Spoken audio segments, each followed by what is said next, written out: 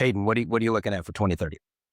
Sure. Well, I mean, I think over the next 5 years, we're certainly in a race to when the AI race, that's ultimately going to be enabled by power.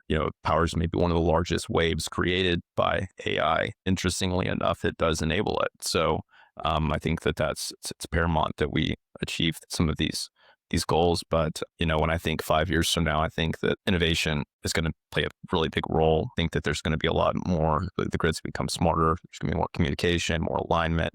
You're mentioning standard like demand not increasing, but a lot more consumption. That just seems like efficiency to me. And, I think things like that are amazing. I think that we're in a situation where I look at infrastructure maps a lot, and I think there's going to be a whole new layer added on. I don't know if you guys play with those, but, you turn on one layer, another. I think there's a whole new layer of infrastructure that's about to be added to the map. So it's really exciting how all of that gets to be thought about and created and developed. I'm just happy to be a part of it and try to help. It's a fun time to be part of it. I love the way you said that just sounds like efficiency to me, because I think part of what is happening with discussions around energy efficiency is that actually like using more electricity can be energy efficient, right? Particularly if you're using it for industrial purposes or transportation electrification. It's a good thing to use more as long as you're using it at the right times and as long as we can move it around.